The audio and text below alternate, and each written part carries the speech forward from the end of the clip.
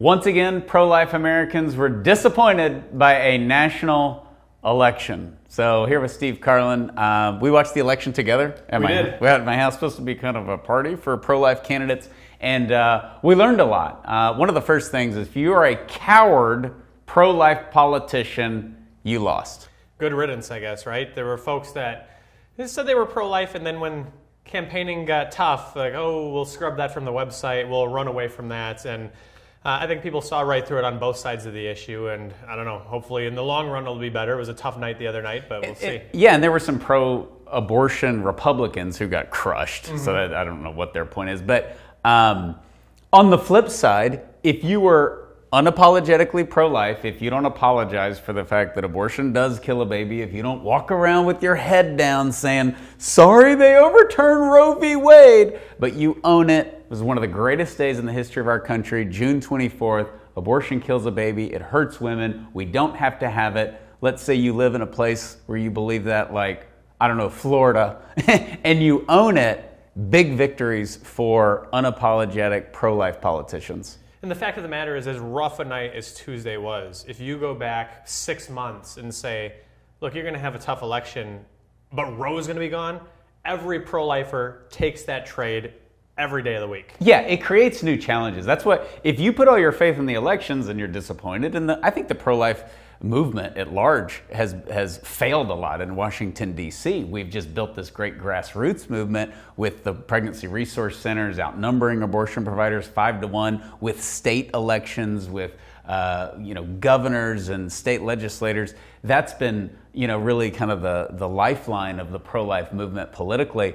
But D.C., you sort of have this island of Donald Trump over the last 50 years where he got 3 Supreme Court justices and they overturned Roe. But I think the midterms really show that we're still in bad shape in D.C. And the pro-abortion advocates were more motivated than they ever have been in the past. Typically they're not. This was kind of a first-time thing.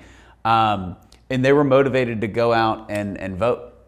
And that will fade in time, right? Yeah. We're going to see people calm down. We're already starting to see it, I think. Yeah. The women will die if you take away abortion.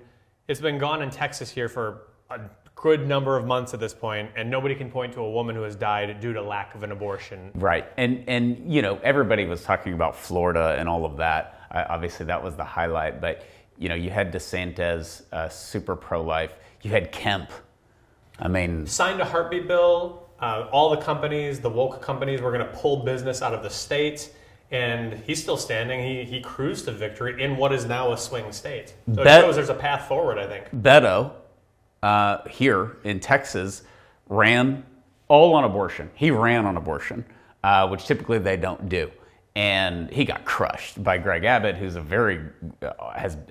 been an awesome pro-life governor and was an awesome pro-life attorney general back in the day. So the hardcore pro-life politicians, there's a lot of examples. The wishy-washy, we don't know what you believe, or you say you're pro-life, or you're walking around saying, I don't know, Roe was overturned. They got crushed.